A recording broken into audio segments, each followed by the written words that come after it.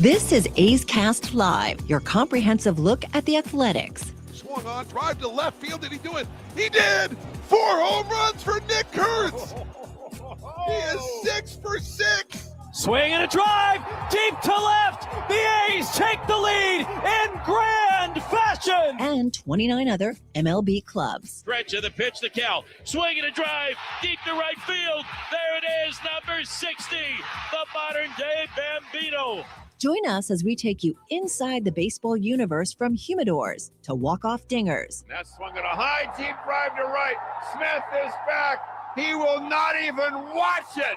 And the A's win it on a walk-off by Nick Kurtz. We have you covered. Spend your afternoon with us, only on A's Cast Live. Here's Chris Townsend. I'm so upset today, I don't even know how I'm going to get through this show. I'm upset. I'm angry. I have a lot of emotions going. I don't know how any of you went to work today. I don't even know how Jenny and Jesse, well, that kind of sounds like a bad midday sports talk show. No, pop radio. It's Jenny and Jesse. Jenny Jesse in the morning. Yeah, but I'm upset. Team USA loses to Italy. Oh, I don't think that's where you're going to start. Team USA loses to Italy. And Commander Cody comes skipping into my house. Skipping in, making jokes. Go ahead, tell everybody. Go ahead, tell everybody when you came in. The United States of America has lost. We're devastated. And you come skipping in saying what? I can't remember if it was about, are you upset? Because you said you're upset. I said, are you still upset that Maxx Crosby's back to the Las Vegas Raiders? Okay, the funniest thing about that is back in the day, and of course we're on in Las Vegas, so maybe some of the new Raiders in Las Vegas weren't following at the time. There was a guy by the name of Khalil Mack who signed a massive deal. And John Gruden came in. What was his deal? Look it up real quick. Khalil Mack, with his deal with what? The Raiders? Raiders, yeah. Well, now, of course, it's going to bring up. And they traded him. Before they paid him? Yeah. Before he got paid. He signed a 6-year, $141 million extension with Chicago. Okay, so Khalil Mack is about to get – Mark Davis is about the owner of the Raiders is about to put down a large amount of cash on Khalil Mack. Then hires John Gruden, and John Gruden goes, no way. We're in a total rebuild here. And John Gruden trades, because John Gruden has just signed a 10-year, $100 million deal. John Gruden at that time seemed bulletproof. Boy, how things can change. But John Gruden trades Khalil Mack to the Bears. And then right after that, in a presser, it was a Wednesday presser with all of the media, proceeds to be asked about Khalil Mack, and then like a little bit later, a couple days later at this presser, it was like a Wednesday. Wednesday's a big day where all the beat guys and all the local TV people talk about getting after the quarterback, and John Gruden says, well, you know, it's tough to find a great pass rusher. And literally maybe the only time a full scrum, so this is print, this is terrestrial radio, this is local TV, this is podcasters, this is like the scrum. Wednesday's the biggest scrum around the NFL head coach. And literally everybody's jaw just dropped. Did he just say that? You traded the best pass rusher in the game, and a couple days later you tell everybody, well, you know, man, it's tough to find a pass rusher. Well, for the Raiders' sake, good news. They got a good pass rusher here in free agency. Just happened to be their own guy. Yeah, what could go wrong here after you trade a guy and he's not back? It's football. It'll be fine. Yeah, well, maybe another team will throw 2 first-rounders at him. But that was. Hey, you know what? With everything that's going on, why wouldn't you want him back? Like, let's go. Get Well, Mendoza. they just spent all that money in free agency, so how are they going to be able to afford? It's money. It's just money. And then the other one you said. Oh, I want NBA. Oh, you an NBA? Like I'm supposed to care? Go ahead. Bam Adebayo of the Miami Heat last night had the second highest scoring game in the history of the National Basketball Association, dropping 83 points for the Heat as they took down the ever so thoughtless Washington Wizards. He shot 41, was it, free throws? Don't shortchange him. 43 free throws. 43. Is that the record in a game? I don't know, but the way the the way the NBA is going now, that's probably just a drop in the bucket with how many free throws we shoot. But 43 free throws. How many Wilt shoot when he scored 100? That's amazing to go to the line 43 times. See, kids, make your free throws. You make they're free points almost. You got to make it. But 43. Who did Wilt score 100 against? Wilt, as the Philadelphia Warriors took down the New York Knicks in 1962. Wilt Chamberlain attempted, he only attempted 32 free throws in that game. He made 28 of them. So good on you, Wilt. I mean, he did shoot 63 field goals. You got to be exhausted shooting 43 free throws. I mean, there's the biggest difference between Wilt Chamberlain's 100 and what Kobe Bryant did, what this kid did. Do you know the biggest difference? Now, if you're astute, you would say the 3-point line. Well, 3-point line is one, yes. But no, there's something other than that. If you've ever seen the grainy footage of Wilt Chamberlain's, well, I don't think there really is footage. There's just Wilt was a man amongst boys. People were smoking in the arena. When Wilt Chamberlain put up 100, guys were firing up lung darts all game long. Yeah, they were smoking. Like it was like there was like that smoky haze in the building as Wilt's putting up 100. He had to do it while everybody's throwing back camels all night long. That's a man's man right there. The great Wilt Chamberlain. But that's not why you're upset? No. I'm not upset about the WCC tournament. The Zags took down Santa Clara yesterday in Vegas. Yep, so Zag. We could still see 3 teams in the tournament from the WCC, but yeah, Gonzaga once again on top of the WCC in their last year in the WCC as they move to the Pac-12. So all the tournaments start, is it today or tomorrow? All the main tournaments. I want to say, well, I saw Pitt's playing right now in the ACC, so I think the ACC starting right now. ACC's through this weekend. I mean, once ACC, SEC, Big Ten, this is the big boys get it rolling in college. No, I'm upset at Jon Morosi. Oh, friend of the program. Love Jon Morosi. Jon Morosi is fantastic at what he does. If you follow JP, whether it's on Twitter, but all of his years, he wrote for Fox Sports for years. Now he's MLB. You see him on MLB Network, MLB.com. I mean, Jon Morosi, he's fantastic. He does it all. He has a great podcast with all the Hall of Famers where you really get to learn about the Hall of Famers. One of the best ones when Fergie Jenkins tells the story about playing with the Harlem Globetrotters. I mean, there's so many good stories. The Road to Cooperstown podcast is what it's called. Great podcast. So I'm watching last night because, once again, you guys are asleep. I'm watching MLB Network. Morosi's selling this thing like it's the greatest event he's ever been to. Or as he said, is as good as anything I've ever been to.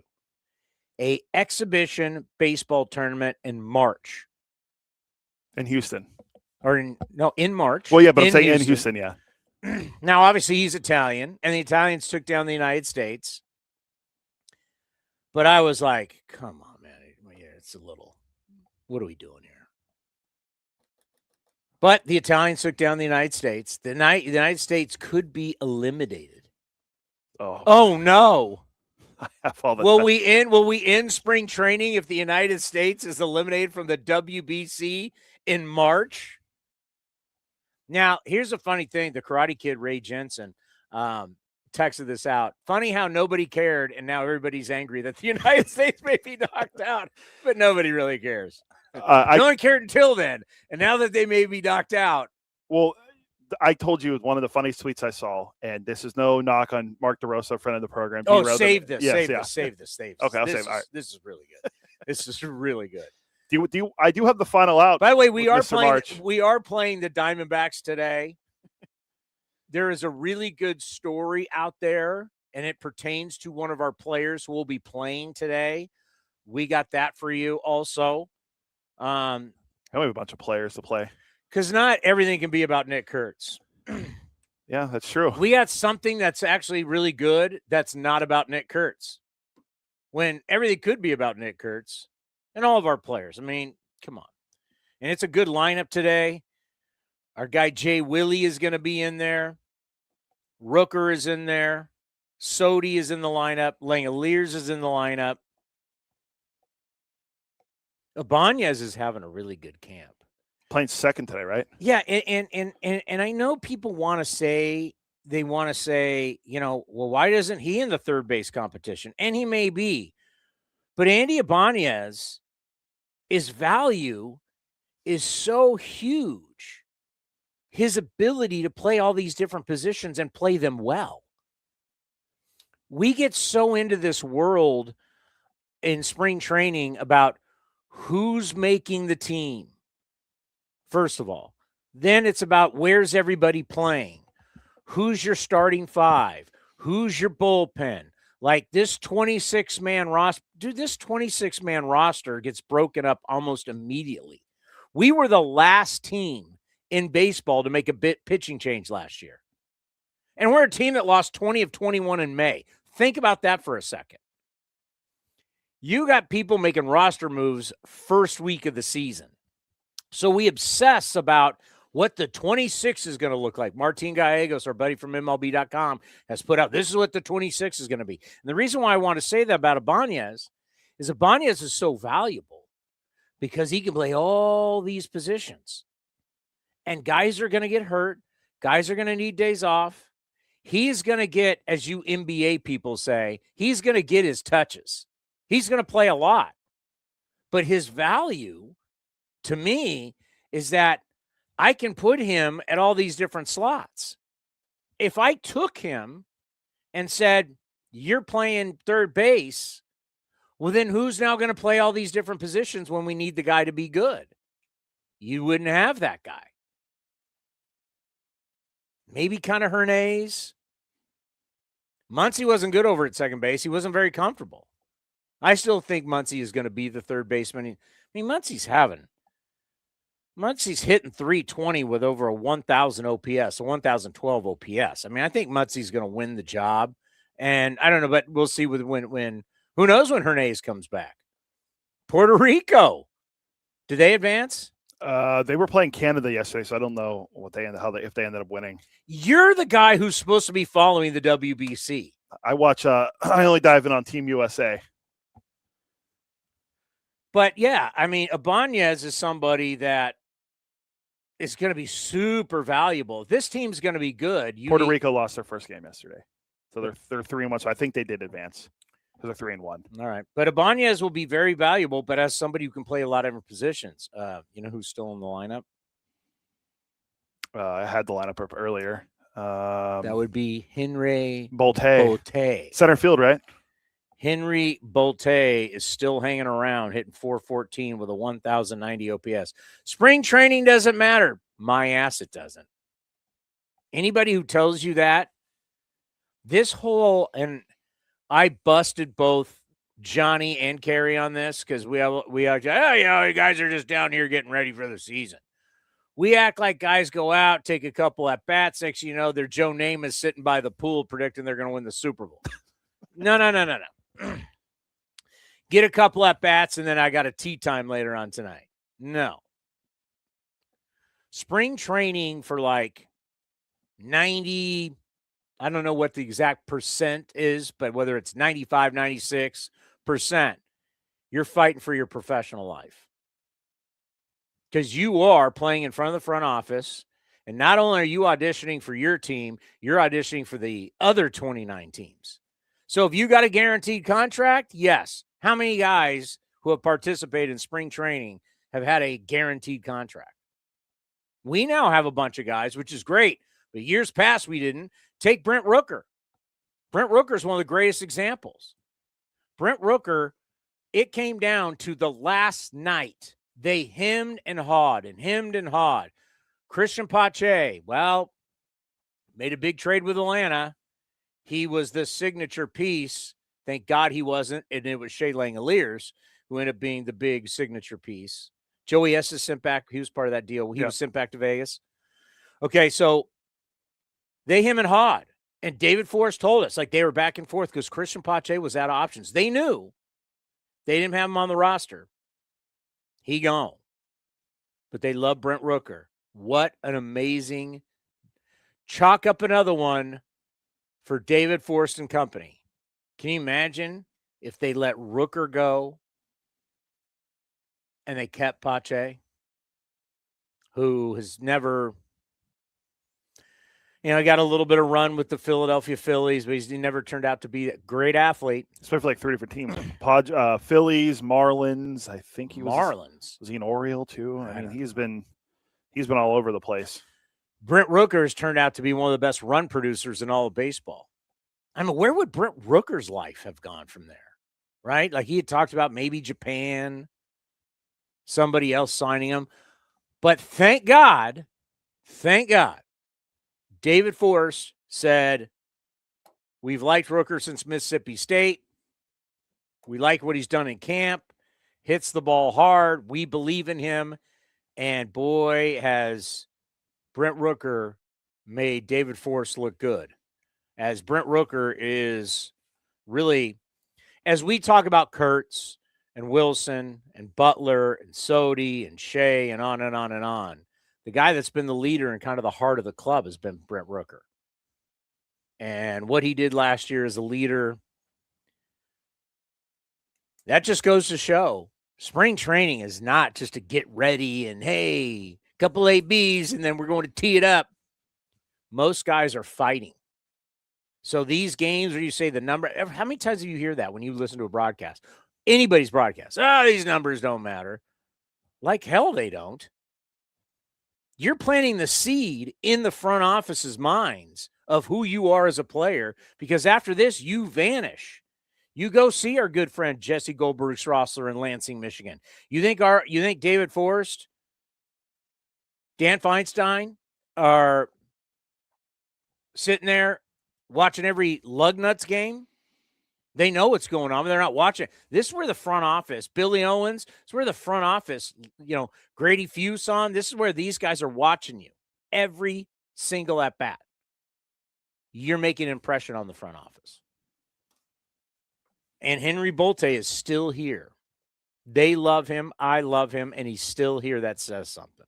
Don't know what's going to happen, but it says a lot about where he is as a player and how at least how close he is. And the fact that we always keep seeing Leo DeVries says a lot. He's not far away. I hate us selling that spring training is just about people getting ready for the season, because it's not true. You've seen guys work their way out of starting jobs. You got to perform. There's all these old cliches and these old thoughts and ideas about baseball that just need to go away. Am I wrong on this? That's not true. Oh, here we go. But you're not wrong. No, I mean, look how many guys that were here, and this is with every team. Look how many guys were here. Whoop, they're already back to the minor leagues. I mean, all these guys that you've been listening to here on A's Cast, you've been occasionally get to see a game on TV. A lot of them are gone. You don't know when you'll see them again. You don't know if you'll ever see them again. These guys are fighting for it. They're fighting for their jobs. Most teams don't have a bunch of guaranteed contracts. And that's why there's so much movement in Major League Baseball. We keep telling you, last year we used 873 pitchers in baseball. That doesn't sound like a lot of guaranteed jobs to me. No, and you're right about Rooker, because Rooker is probably the best example recently. of guys that were fighting for the last roster spot and became a really good success story, as we've seen Pache move on to play for different teams, including the Diamondbacks and now the Mets. So he was a Diamondback? Oh, he's in the minor leagues last year for the Dbacks, I believe, and he's on the Mets currently. So that's where he's at now. So you have good Rooker, luck to him. And you have Rooker, who you'll hear from later today on the show. Oh, we got Rook? Yeah. So he's looking to become the first player since Big Mac to hit 30 or more home runs in 4 straight seasons. So where would this team be without Rooker and those home runs the last 3 years, and then going into this year as a leader who has signed a 5-year deal last year, being the leader in the clubhouse? I mean, where would this team be if he wasn't here? He's the best example of a guy fighting for his roster spot over the last few years, and he's been a 2-time All-Star as well and a Silver Slugger. So he's been a huge part for the A's success the last couple of years and going forward, where if he didn't have a good spring training, who knows where he'd be. Like he mentioned, he could be in Japan. So he's the best example that I can remember currently, because we're around the A's obviously more than any other team that we've seen amongst the 30 teams in Major League Baseball. I don't think players like Bobby Wood Jr. were fighting for the last roster spot. And you really think we've been around the A's more than anybody else? I'm just going on a limb here. I mean, I think we know our team, but was it CJ said that we know our teams better than anyone else? That's some deep stuff right there. We know the A's better than we do the other 29 teams. You're really going out on a limb there. Well, I'm like every other guy, every other broadcaster. I claim to know all 30 teams and everything about them. Yeah, you're grinding spring training. Yeah, that's a good thought when you just said, where would we be without Brent Rooker? Huh. I don't even want to think about it. Where are your home runs coming from? Even the years where the lean years. Who's standing up in that room when you're losing 20 of 21? If Brent Rooker's not there, who's standing up? I don't know. Do we have that guy yet? Brent Rooker's not here? Yeah. So I don't think we have. I mean, I think there's guys that are building towards that. Guys like Lawrence Butler and like at the start of last year, a veteran guy would be like TJ McFarland. Is it really TJ McFarland who's standing up in front of the group? And who's another? Gio Urshela was a veteran on the team. Gio Urshela. I mean, you're in a nosedive, 20 and 21, and you got to come out of that nosedive. Somebody's got to get up, stand up in front of the room, hold it together. If Brent Rooker wasn't there, what? Who? I mean, the young guys will be ready someday. Someday that will be Jacob Wilson. I think it will be Lawrence Butler. I think for sure it'll be Lawrence Butler. But, I mean, now if it was a Rooker, who is it going to be? Leadership matters. So, speaking of that, leadership matters, that goes to the very observant tweet. And it's so interesting. It's like when Mike Mayock, who was the draft expert, he was on NFL Network. He knew everything, right? And that was his job. He's paid to do that. He's paid to be an analyst, did Notre Dame football on NBC. Very good on television. But all of a sudden, Mike Mayock, John Gruden brought him in to be the GM of the Raiders. And all they did was draft Clemson guys. And next thing you know, he doesn't look so smart anymore. Hunter Renfrow was a good pick. So, what is up with it? Never mind. Yeah. So, here you got Mark DeRosa. He played for X amount of years. I think he signed one decent-sized contract. He was a role player. But now he's become this darling in our game, being on MLB Network on their morning show. And MLB Central. MLB Central. I tape it every day just in case anything with us or something. But, I mean, it's way too early for me. So I go back and skim through it every morning. And what's his name? Robert Flores. Robert Flores from Houston. Friend of the program, yes. Yeah. What he did on ESPN for those years. All right, so DeRosa's the smart guy now. He's like the darling in baseball. When he's at the winter meetings, he's walking through like he's the king, right? And now he's been the manager of an exhibition team in March. He's the manager of the United States. And he's been wearing that role because everybody's like, oh, D-Row would make. Amelia Schimmel, the voice of the stadium in West Sacramento. She worked with D-Row at MLB Network, and she's like, he's going to be a great manager. So everybody's been talking about D-Row's going to leave MLB Network at some point because he's a great manager. Well, the United States lost last night, and after they beat Team Mexico, he had a little flippant comment about how, guys were excited, kind of partying, got back to the hotel, kept it going. So they were kind of dragging But they thought they were in. That's what he said on Hot Stove. So the bottom line is they're not in Team USA. So if the Italians beat Mexico, United States is in. If Mexico, this is the best way I can explain it. If I'm wrong, I really don't care. But if I'm wrong, sorry. But the way it was explained to me, and I believe everything I read on the internet, if Mexico wins and scores 5 runs or more, the United States is in. If Mexico wins and scores under 5, we're out. Is that correct? I have it, yeah. If Mexico wins, they move on, yeah. In a 9-inning game, USA will advance if Italy loses and gives up 5 or more runs. So Mexico scoring 5 or more. Yeah, if Italy loses and they give up 4 or less runs, they move on and USA is eliminated. That's what I got from our buddy Anthony Kastrovitz. You're just saying it differently. So Mexico, if they win and score 5 or more, the United States is good. If Mexico wins and it's a close game and it's under 4 runs by Mexico, because that's how you start doing by runs scored when there's tiebreakers.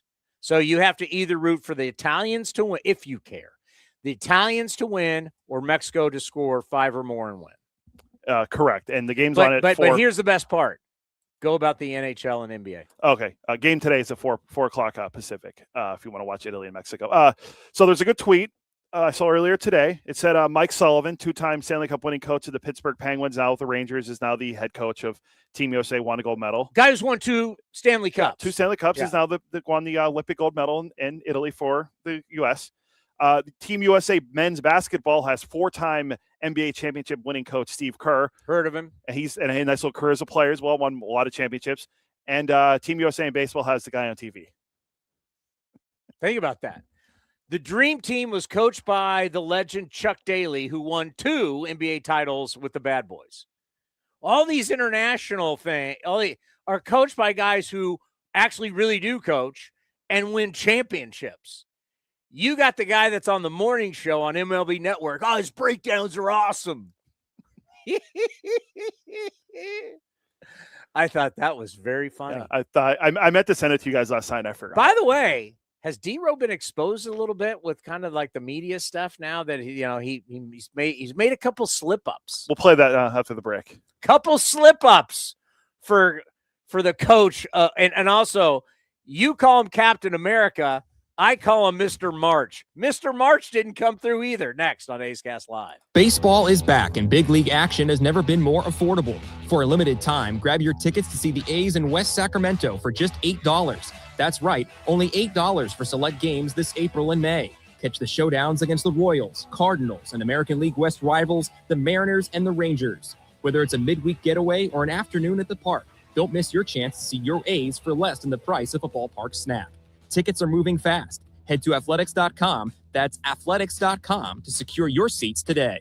Looking to stay up to date on all things A's? Head over to athletics.com/A'sCast. That's athletics.com/A'sCast to listen to A's baseball in full 24/7 coverage of the A's, only on A's Cast. With a single click, you can stream great shows, live pre- and post-game coverage, and of course, all the great action of the A's this season. Head to athletics.com/A'sCast today.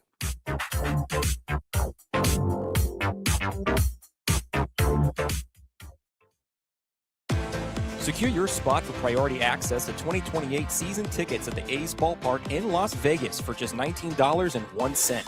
The amount honors the founding year of the Athletics franchise in 1901. By joining the priority list, you'll get an early opportunity to grab season tickets before they go on sale to the public, while also supporting youth baseball and softball programs across Southern Nevada. To secure your spot, visit athletics.com/Vegas.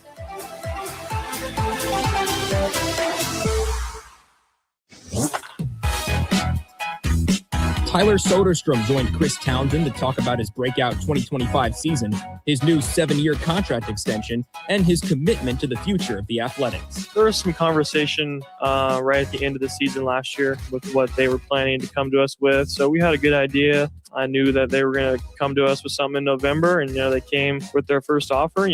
Everything is a negotiating process. So there was that whole process. My agent, Garrett Parcell, did a great job at Paragon Sports of, kind of let me and my wife and my family just kind of sit back and, let them kind of handle all of the whole process of it. And, we ended up coming to terms. So it was something that I wanted to do. I love this organization. I got drafted by them. My relationships that I've built, that's what's important to me. So I'm just excited, to be here for the long term. And, like I said, just super blessed. You can watch the full interview at youtube.com/athletics or listen at athletics.com/A'sCast.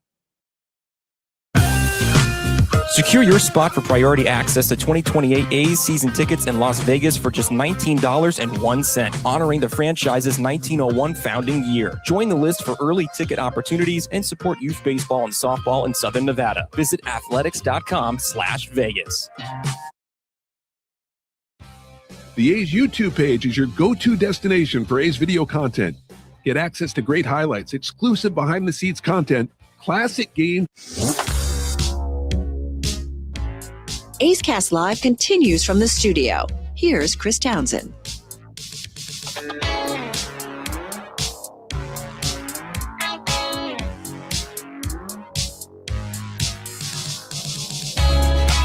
All right. Who do we got today on the program? Well, we got Brent Rooker. We're talking about Rook. We're going to have Rook. Two-time All-Star, Silver Slugger, and A's DH. We'll have Luis Severino, who's pitching for Team Dominican Republic in the World Baseball Classic. Stay healthy, Sevy. We have put bubble wrap on him. We have Hogan Harris, who could be a guy who gets a lot of saves for the A's this season in 2026 after a good run in the bullpen last year. An unbelievable. He's turning into. Saw his dad, by the way. The Raging Cajun. Was he in Vegas? We saw him in Arizona. Oh, nice. Friend of the program. And the story of Hogan Harris, and if it continues, it's going to be a lot of fun because he's a dynamic personality. That's great for us. But just the evolution of a professional athlete, what you think you're going to be and what you potentially then can become and become really good at it. Like you may think you start out and this is my path. And for him would be a starter. And then all of a sudden, and remember his last start was really good against the Houston Astros in Houston, a very good Astros team, to never start again. And not happy about it. And I wasn't happy about it. We were throwing some guys out there. I'm like, why is Hogan Harris not getting an opportunity? But then, to then get on this path, coming out of the bullpen and just not being a guy, becoming a weapon out of the bullpen. Velocity uptick 4 or 5 miles an hour to go with the stuff he already had. And next thing you know, we got multiple guys getting saves. If the A's can just carry that, and I don't know if it's going to be able to work, but to have Jack Perkins be able to say, all right, Jack, go out there and close this game out, 2 innings and a save. To tell Hogan Harris, 2 innings and a save. Tony La Russa way back when started this model. You're the closer. Well, I mean, there were closers before that. But those guys went, Goose Gossage, Raleigh Fingers. Those guys went multiple innings, but really this 1-inning guy, you pitch the 9th. You're the setup guy. You're the lefty specialist. Tony La Russa mastered that, right? And that's like the blueprint everybody's gone with for so long. And that's when I see all these articles that say the A's don't have a bona fide closer. Well, guess what? Most people don't either. Even though you say you do, you really don't. And having that all put on one guy, we saw when you have a collective group embrace, hey, it's all of us. We're all going to be in high leverage. We're all going to be in at the end of games. It's just night after night, it's going to change. Michael Kelly. I mean, it's like, who is it tonight? I don't know, but let's go. Our guys thrived in that. So when you can tell Michael Kelly's going to get an inning and a third, Hogan Harris. Hogan Harris can do 3. These former starters really embracing, and I know Brady Basso got sent down, but we started to see it with him. Sean Newcomb is no longer here. He's what, a White Sox? White Sox, yeah. He was able to make these guys can give you more than 3 outs. And whether it's Sterner or Ferguson and Alvarado's stuff is filthy. Will he be? I mean, he has the kind of stuff where you could be like, that could be the back of the end guy. But whoever it is, just knowing that you come in and you can give us not only the quality innings, outs, and high leverage situation, but you can give us volume, which is huge. That's absolutely huge. So I'm sorry to be long-winded on that. Hogan Harris on the program. And then we also have Tommy White that we didn't get to get a chance to play yesterday, who is still battling maybe for a spot on the roster in spring training or be in Vegas. Either way, he's having a hell of a spring. He's going to be around someday. That kid can hit. The kid can hit. All right, so I applauded Captain America because we finally found a month that, when you're a Yankee, you got Reggie, the great Reggie Jackson, Reginald Martinez Jackson, the Hall of Famer, one of the most clutch players in the history of the game, won 3 World Series titles with the Athletics, but then got the nickname Mr. October playing for the Yankees, where he hit 3 pitches, 3 home runs in a game for the Yankees against the Dodgers. He's Reggie Jackson. And then you had Derek Jeter, as the World Series got pushed into November, became Mr. November. So playing off that, and Aaron Judge is not the greatest postseason performer of all time. A little tarnish on him. Came up big the other night for Team USA. And I went, hey, we found Mr. March.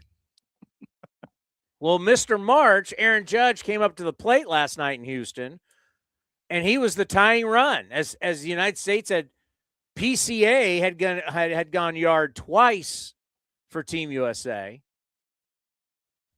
Aaron Judge with a chance to leave the yard and tie the game. Now the 1-2 pitch. Judge swings and misses, and Italy has pulled off a stunner.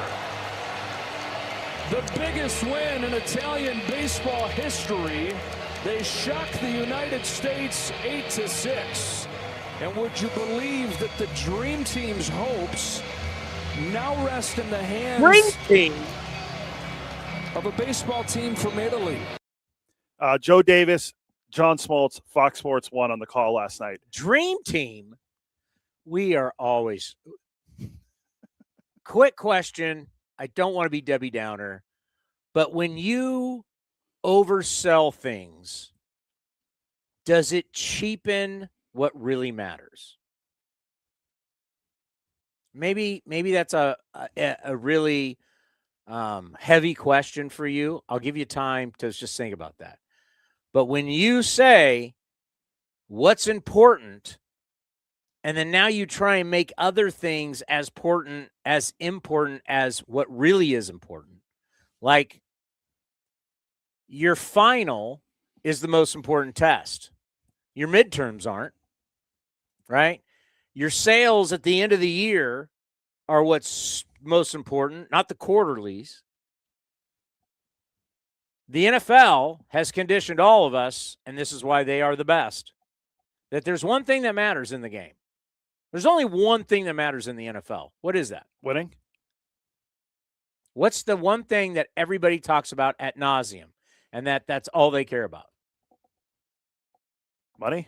Super Bowl. Well, most of the things come with that. Money. All they talk about is the Super Bowl. Out of everybody's mouth is Super Bowl, Super Bowl, Super Bowl. Everything is about the road to the Super Bowl, to the Super Bowl. You know what the most important thing in the NFL is. It is the Super Bowl. They have conditioned all of us.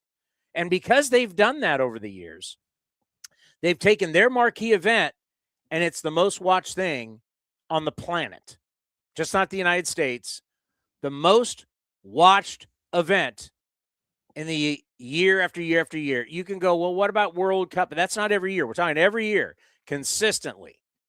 Not Olympics, because it's not every year. Consistently around the world. In the United States, even when World Cup's going on, the Super Bowl is still the most watched event in the United States.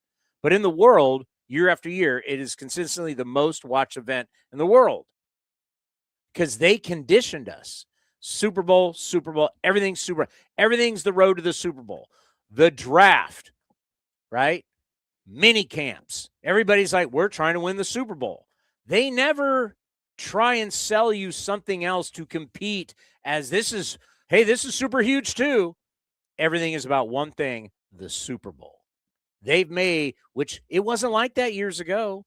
Those first Super Bowls, you watch those grainy videos, right? They have those funky little halftime shows and everything. No, they realized we got something here, and they built it up. It is all about the Super Bowl. And now these other sports, NBA's got their little tournament in season, right? Baseball now, we're trying to pump up this World Baseball Classic. We're all trying. Does all of this, when you're trying to act like the dream team, are you cheapening your bread and butter, which is your championship? Like in college basketball, which is coming up, we all know everybody's quest is to get into the tournament and to get to the Final Four and to be the national champion. In college football, it's about getting into the playoffs and being in that final game. There's no other thing you should be striving for. I mean, obviously lesser teams, but you understand, but that's the goal. Nick Saban in Alabama had one goal, and it wasn't to be in the Cotton Bowl to then move on to the Rose Bowl. It was all about playing for the national championship. So if you sell lesser stuff and you try and make it bigger than it is, does it cheapen your ultimate goal? I'm just asking. So when you're trying to like upset dream team, like, dude, we're in March. But anyway, I don't like the comment dream team. Want to know why? Because when I think of dream team, you think of the best players in the sport playing. And this is no knock on the guys on the team, but when I think of the best players in the team, I don't think of Ryan Yarborough and Garrett Whitlock and Gabe Spire in the bullpen for Team USA. I think of the high-end relievers. I know what happened to Edwin Diaz years ago for Puerto Rico, but I think of Mason Miller. David Bednar's on the team. He's a decent closer, and he pitches for the Yankees. I think of guys like that. I don't think of middling 7th, 8th inning relievers for teams like nothing against Whitlock and Spire, who's good for the Mariners. All you need to say is no offense, and then you're covered. But I need to just keep pushing out there like that. When I think of dream team, that's who I'm thinking of. Not everybody on the dream team was a Hall of Famer. That's why they were the dream team. Yeah, every guy was a star player and is in the Basketball Hall of Fame. Now, the Basketball Hall of Fame is different because it's more than just NBA. But every single guy on the dream team, and some were the greats of the greats. Greats of the greats. People consider Michael Jordan to be the greatest player of all time. The NBA was made, there's no question, by Bird Magic. You're talking about all-time greats. The best that we've ever seen. And every one of them, well, Christian Laettner was on there. But he was the best college basketball player at the time. Yeah, they always did that. So, yeah, but did Christian Laettner, because of what he did at Duke, get it? I don't think he's in the Hall of Fame. But he's in the Hall of Fame as a dream teamer. But well, no one liked him anyway. Everybody on the dream team is the dude. So it's like, but, yeah, Mr. March didn't come through for us. I mean, let's listen to some of these names. You mentioned Bird Magic, Jordan, Barkley, Scottie Pippen. So that's just some big names on that team. Karl Malone. I mean, this is David Robinson. I mean, you just think about all the guys out. Chris Mullin was the guy they brought on to shoot threes. Of course, Chris Mullin, the great warrior, Hall of Famer. Patrick Ewing. John Stockton, one of the great point guards of all time. Clyde the Glide. Clyde was great. All these guys, a bunch of them didn't win titles because of Jordan. But, I mean, this is greatness. You're calling this the dream team? Like, what? So we do that. Yeah. So I just wonder if you're constantly trying to sell other stuff, does it cheapen the ultimate, And then the other thing, Jon Morosi was like, I would like to see proof that the Italian people woke up today and the Italians are dancing in the streets when basically Team Italy is a bunch of American-born. So for 3 guys, full 5 guys, 3 in Italy, 2 in Venezuela on their roster. Yeah. Do the Italian people look at that as American Italians are winning a baseball game in America? Do the Italian people? They're dancing in the streets of Sicily today. I mean, really. As they're drinking wine at lunch, do you think they're really we sit around the water cooler in Italy, they're sitting around drinking wine at lunch, maybe having some espresso at lunch, and they really going, was that the coolest thing ever in Houston, Texas last night? Did you see what Jack Caglione did last night for us? When they're having espresso at lunch in Italy today, hey, did you hear what happened in Houston, Texas last night? There was another. I know we shouldn't be doing this. Hey, because you know what's going to happen. This is going to come back to bite us. I was thinking about this last night. When's the next World Baseball Classic? Wouldn't it be 29? Yeah, it'd be 3 years from now, yeah. So in 29, you know it will be in Vegas. Watch somehow we get tied into the WBC in Vegas, and we'll be sitting there going, this is the greatest thing I've ever been. It'll be like, hey, remember you guys were bagging on this? Mark the tape. Yeah, write this date down. Tape. Check the tape. There was a really good tweet, and another one on top of the we got the guy on TV managing the team. It was somewhere along the lines. This is why I love Twitter sometimes. It was Italy's win was them getting back at us for electing an American Pope. A White Sox fan. Yeah, it was a White Sox fan. This was how they got us back. I like that. And then think about it, like, but we have no idea how today will work out. But if the United States gets eliminated, because they've been like praising D-Row, like, oh, he's so much more relaxed this time. He's a manager. He did get him to the final a couple years ago in his defense. I mean, but I know it's a different year. The 3 years has passed.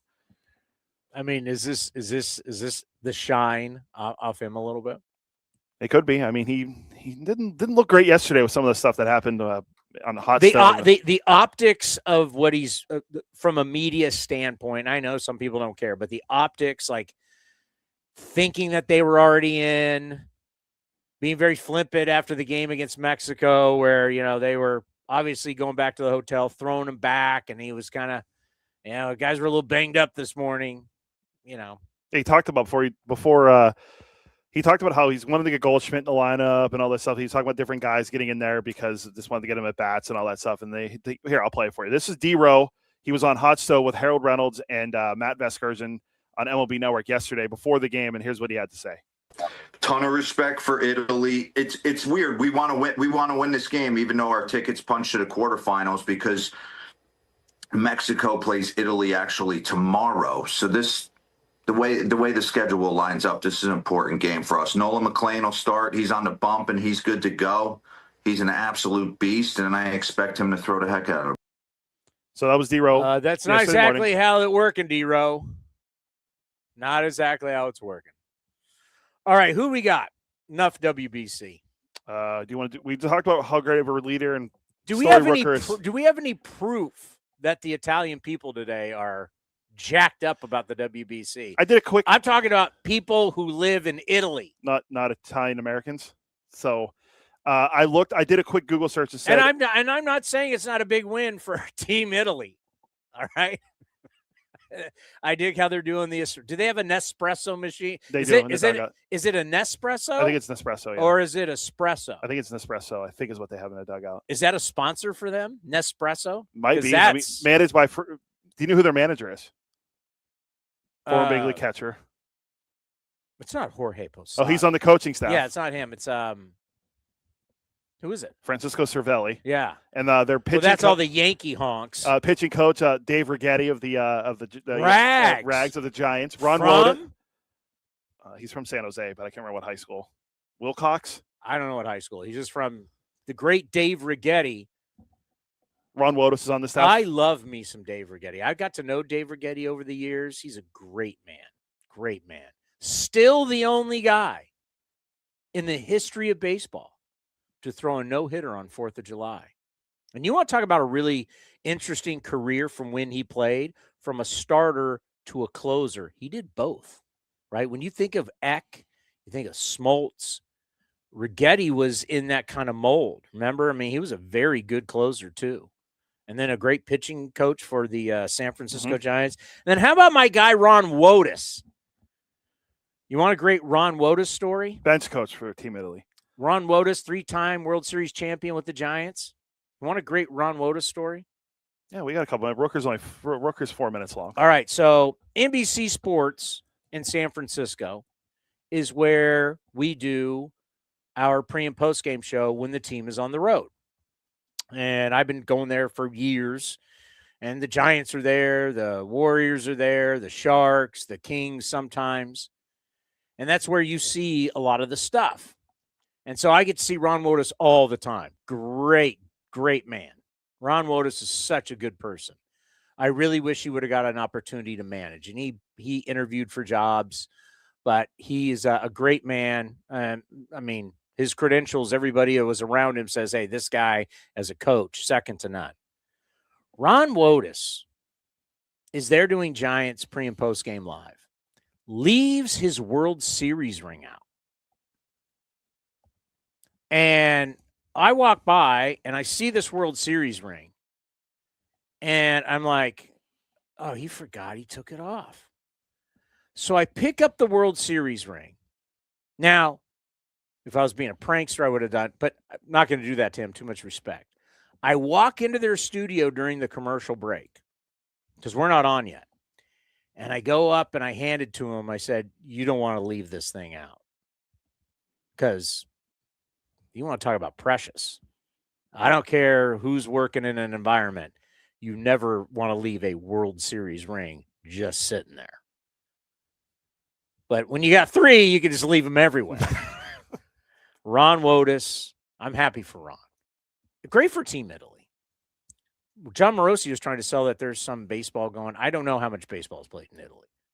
I don't think it's a lot. They're a big football country. Correct. Yeah. They're one of the great football countries. They play a lot of basketball now too.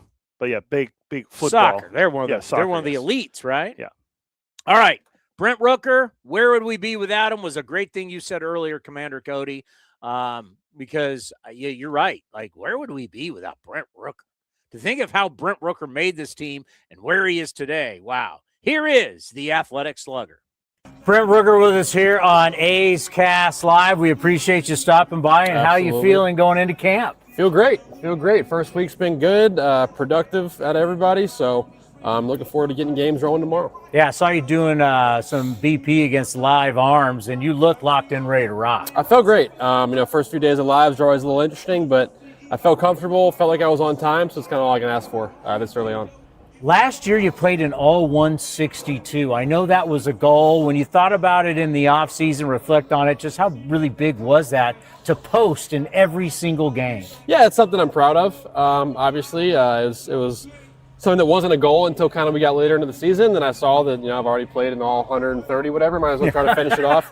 Not quite the same with obviously not playing defense all that often, but the mental grind is still there for me. Yeah. That was kind of the bigger thing, is overcoming those days where you've been struggling and it'd be pretty easy to kind of back off and take a day to kind of mentally reset, but sticking it out and staying in there and kind of grinding through those times. So hopefully we can do it again. It's really, really hard. People don't understand. Throughout 6+ months of baseball plus spring training, there's times where you're hurting. I mean, you really just got to suck it up if you're going to play 162. It's really hard. Yeah, definitely. There's definitely days that you're you got something aching, something's tight, something doesn't feel right, but as long as you feel like it doesn't affect your ability to go out there and perform at a high level, I think it's worth it to grind it out and get out there. The biggest thing this offseason has been a lot of the young guys inking up and signing to be here for a long time.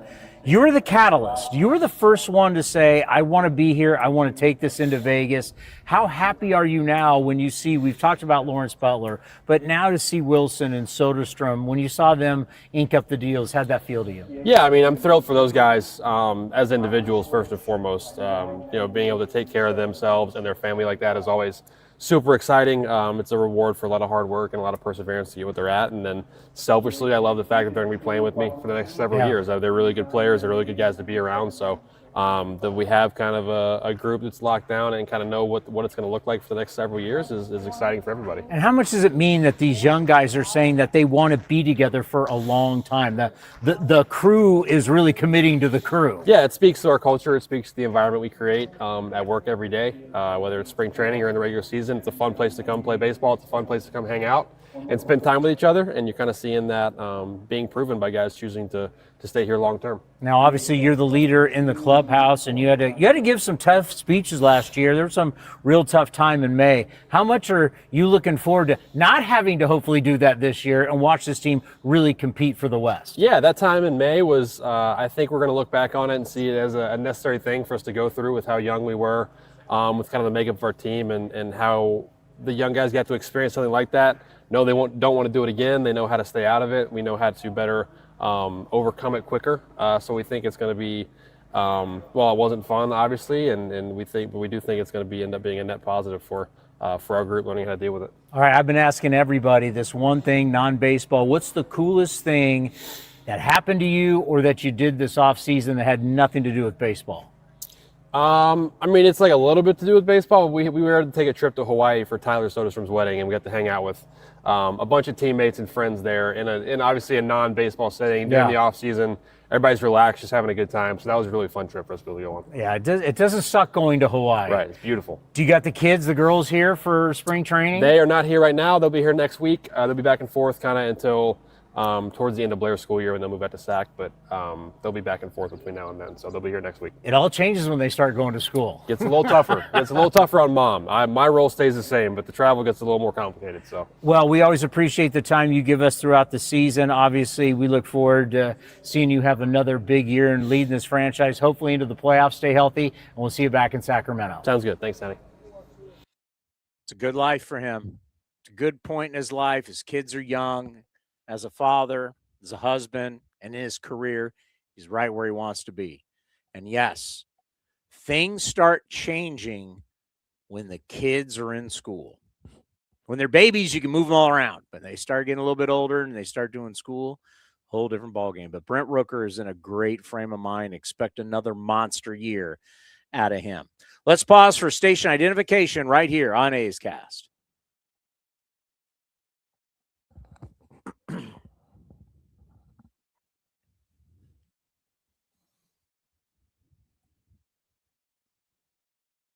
There is an article out there that has actually said there is a rising star on the Athletics, and it's not Nick Kurtz. Who is it? You'll find out next right here on A's Cast Live.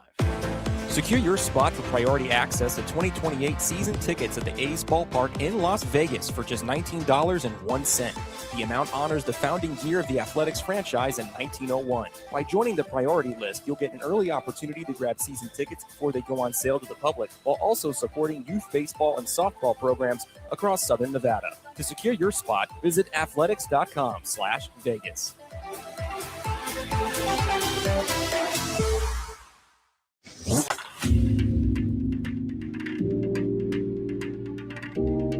'25 All-Star Brent Rooker joined Towny on A's Cast Live to discuss the special bond in the A's clubhouse. There really is, and it's developed over the past several years since I've been here in 23. The guys who have kind of been through the rebuild, and a lot of them came to the minor leagues during that time and got here in 23 or 24 or whatever it was, and it makes coming to work fun when you like the people you work with, when you like the guys that you're hanging out with, because I mean we're together for 8 months. We're together 8 hours or at least 8 hours a day every single day.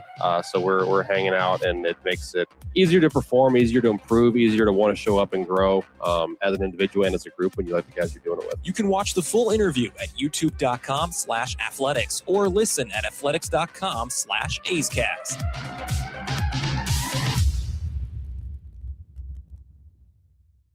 Baseball is back, and big league action has never been more affordable. For a limited time, grab your tickets to see the A's in West Sacramento for just $8. That's right, only $8 for select games this April and May. Catch the showdowns against the Royals, Cardinals, and American League West rivals, the Mariners and the Rangers. Whether it's a midweek getaway or an afternoon at the park, don't miss your chance to see your A's for less than the price of a ballpark snap. Tickets are moving fast. Head to athletics.com, that's athletics.com, to secure your seats today. The A's YouTube page is your go-to destination for A's video content. Get access to great highlights, exclusive behind-the-scenes content, classic games, A's Cast Live, and more. Visit youtube.com/athletics. The time is now. Grab your sunglasses, A's gear, and get ready for some fun in the sun. Spring training is back as the Athletics get ready for the 2026 season. Now's the time to make plans to catch us in Mesa, Arizona, and enjoy the sunshine of your family and friends. Grab your tickets for the best seats at the lowest prices as your green and gold take on the Dodgers, Giants, Cubs, Padres, and more at Hohokam Stadium. Don't wait. Get your tickets at athletics.com/spring. That's athletics.com/spring. Unlock offers and receive exclusive in-game features by downloading the MLB Ballpark app for iPhone and Android today. Plus, get the latest information on game time, schedules, and more.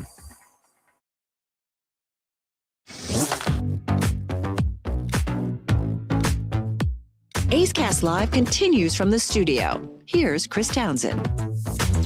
Coming up here in about a half hour, the morning show that everybody is listening to on your way to work. The Ginny and Jesse show. They're just so fun in the morning, you know? J&J. That hijinks they have, morning radio. It's Ginny and Jesse in the morning. Can you imagine this, the jingles? I can imagine some of the bits they would have. Did you watch The Bachelor last night? I can see Jesse being more of a Bachelor and Bachelorette guy. Oh, my God. Survivor. It's all the All-Stars. This season is unbelievable. It's Ginny and Jesse in the morning. They'd be on like locally for us, they'd be on like a pop station. Yeah. It's a pop station. Like Wild 94.9, or would you more like Coit? Yeah, it'd be easy listening to pop. Yeah, so top 40, something. Yeah. Ginny and Jesse would be pop. You know, they're too big time. They'd be on the iHeart Radio app. After Ariana Grande, we're going to be telling you what is the best things to do this summer. We're going to tell you how you can win 2 tickets to see the Backstreet Boys at the Sphere coming up right after In Sync. Don't forget Park MGM. You Swifties, she's coming back to Allegiant Stadium. It's Ginny and Jesse in the morning. All right. We need a day off. 2 more shows and we have a day off. We need a day off. A star in the making. I was very proud of whoever wrote this article. Who did this article? Our friend Kylie McDaniel of ESPN. Kylie McDaniel, former scout. We like having him on the program. ESPN.com does really good stuff. Yeah, you know what? We've got a lot of good players. And he's right. This guy has the ability to be something really special. And usually these national writers go the easy and lazy route. The easy and lazy route is, hey, Nick Kurtz, Jacob Wilson. But the next budding star for the A's is who? So the article is titled Breakout Candidates for All 30 Teams. And Kylie McDaniel chose the guy on the mound today for the Athletics at Salt River Fields against the Diamondbacks, right-handed pitcher Luis Morales. He writes, the A's had a ton of young pitching depth that should largely open the season in AAA, as we kind of expected. But Morales is the young arm with the most upside. He needs to fine-tune his command and find a viable third pitch alongside his electric fastball sweeper combo to get by as a big league starter. A cutter seems like the right solution to unlocking his potential. And we saw how good Luis Morales was last year when he came up and debuted for the Athletics and later in the season, and we saw the upside in the arm that he brings to the A's, where he throws hard and he could be a guy that could be the future ace. I know you love that term, ace of the rotation. When you watch him throw, and what I love about him is just that super athletic, no wasted motion. It's so natural. You like to believe there's no scientific, there's no biomechanics proof to this, but you usually think guys like that tend to, knock on wood, stay healthy, right? he's not trying to do something his body is not made to do. It's one of the biggest problems we have in our game is that we have players that are trying to find velocity that's not natural. You're trying to get your body to do something that it's not naturally made to do. And you're trying to take your body to the limit. What happens when you take your body to the limit, and it doesn't matter what you're doing, your body will break down. Is that 100%? Doesn't happen every single time, but obviously with the record amounts of surgeries our pitchers go through, these guys are trying to find unnatural velocity. They're trying to find stuff that's unnatural. I run a 4.740, but now I'm trying to get it to where I'm trying to get my body, I can run a 4.5 or maybe just under a 4.5. Well, all of a sudden, bang, I got hamstring problems. When you try and take your body to the limits and you try and do it all the time, like anything that you do in life, you're going to try and do it. I'm going to swing this as hard as I can. I mean, your body's going to end up breaking down. He's natural. And he's got that long, lean. I agree with it. Just watching him where he is now, and as how old is he? 20. I think he's 23 now. I mean, what will he be at 26, 27? Yeah. When he actually, it's that transition of going from thrower to pitcher. He already has the natural God-given ability. And once you get experience, knowledge, you learn your craft more and you get better with everything that you do and maybe develop more pitches, whatever his path is. He's got it now. What he can be is unbelievable. Like, he could be our best guy. Now, the fake YouTube fraud scout like you are, off the air, this is what this guy does to me. He goes, I don't know, what about Gage Jump? What about Jamie Arnold? So I asked the question, because I've only seen Arnold pitch once. That was at Diablo Stadium, where struggled a little bit, but then got out of a jam, which I liked. I mean, it's hard 3 hours into a almost 4-hour game in spring training, but Arnold's got funk. He's got stuff. He's the number 1 pick out of Florida State. He is going to pitch in the big leagues for us. Gage Jump looks like he's ready to rock. But you said, what about Arnold? And I asked a simple question. Have you ever even seen him pitch before? Just on video. So you've never seen him with your own eyes. You've never been at a game. You've never seen him pitch. And you think, well, why it could be him over Luis Morales. When you've seen Morales, you're making a determination on a player you have never seen before. That's correct. That's what I do. It's a hot take business, and I'm saying it could be one of those guys. I like Morales. I mean, this is our business. People make observations and hot takes on players they've never even watched before. Well, as you know, I watched every game he started at Florida State, so I've gone back and grinded every start. All right, but I'm happy for Luis Morales getting some love because, and there is something, we've talked about it with Scott Emerson, the pitching coach. When you come from Cuba, that's not like coming from the SEC or the ACC or the Big Ten or RIP or Pac-12. This isn't playing at Long Beach State or Fullerton. Shout out to Mark Kotze and Bobby Crosby. When you come from Cuba, this is a whole different road. And when you come from Cuba and you defect, that's a lot of heavy stuff. My road to San Jose State was a little different than defecting from Cuba. I have a lot of respect for that. And a lot of what these young men have to go through to live out their dreams. What it does is, or it should, doesn't for everybody, but you know what it does? Makes you grow up pretty fast. And that's one of the things that we talk about when you talk to Scott Emerson. You talk about maturity with Luis Morales. Those are tough decisions and heavy decisions and things that you got to go through. Those are. We talk about in this country, these kids are like, gee, where am I going to go to school? Do I go to Clemson or do I go to Wake Forest?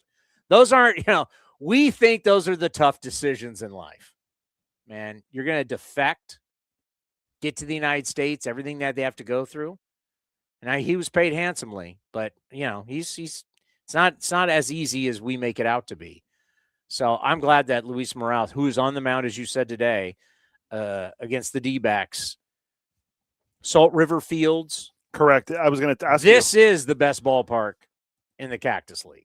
Well, we'll see how good their Wi-Fi is when Jenny and Jesse join from after they're done voice tracking their weekend show in the morning show. Is that how you judge Cactus League action? Who has the best Wi-Fi? Yeah, since I haven't been to all the parks, that's the only way I can really determine. See, Ken Korak is rubbing off on you. Ken Korak could go to the greatest ballpark ever built, but if it was bad for broadcasting, he'd be like, I'm not really a fan. Oh, no. Ken has I don't care where the booth is. I just care about the internet. That's what's important. Yeah, well, Ken goes to your beloved PNC Park, which is unbelievable, but it's so high up, Ken's not a fan. I love it. I did a show. I did Ken's our show. Not a fan. I did our show some there last year. We was just fine. If the place where he's broadcasting is not good, he's not a fan. PNC Park, good Wi-Fi. Actually, no, I had a hard line, so it was even better.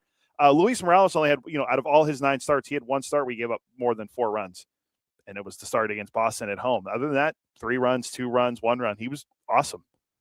At one point, his ERA at one point was 1.19. What do you have, 11? He had 10 games, 9 starts. 10 games, 9 starts. That's close. His only game he did start was the game that he came in against the Diamond. He made his debut against the Diamondbacks on August 1st. How many starts does he have to make? If we're going to be honest, and we're going to say the A's are going to the playoffs. All right. Well, somebody's got to pitch. And a lot of people are excited, and I go, I'm excited too, but there's 4,374 outs that you have to get. There's all of these innings for 6.5 months. Somebody has to pitch. And if you tell me that Sevy can give you 30 plus, Jeffrey Springs can give you 30 plus, there's still a lot of games left and a lot of innings. For the A's to be in the playoffs, how many starts does Luis Morales have to give you?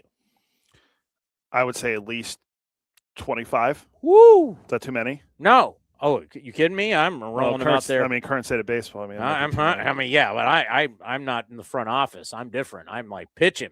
The streamers' projections on Fangraphs have him making 19 starts. Are we going to the playoffs if this young man only starts 19 times? I'm going to go with probably not. 123 innings they have him at. Which is probably right because of the way front offices want to baby arms. But are we going to the playoffs if this guy takes the ball 19 or 20 times in 162 games? And we're saying he's our budding dude on the mound. No. You can never trust these things anyway because they're projections and they have like more starts being had than possible. But they have Severino and Springs each making 29, Savali making 24, and Jacob Lopez, happy birthday, Jacob Lopez. Jacob Lopez's birthday today? He'll make 23 starts. They have Gage Jump making 10. So there's some of the guys that they have. And then obviously Morales, Ginn are some other guys that are going to make starts. Braden Nett, they have on as a few starts. Mason Barnett, Gunnar Hoagland. So coming back from injury. So yeah, it'll be interesting. But I think if he can get 25 starts, that can, and pitch well anywhere what he did last year, I think you can put the team in the postseason. Well, let me ask you this. Do all those starts that they have, what do they add up to? So if I have 30 starts from Sevy, 30 starts from Springs, and 20 from Morales, you still need 82 starts. Here, I'll add them right now. Let me just pull out the 82.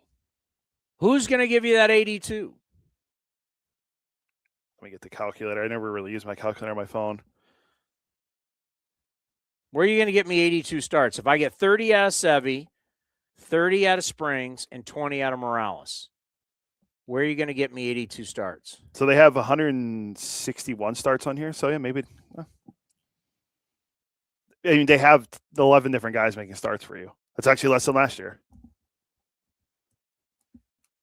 But we're going to be a playoff team if Mason Barnett makes 2, Braden Nett makes 3, Gunnar Hoagland makes 6, Luis Medina makes 6.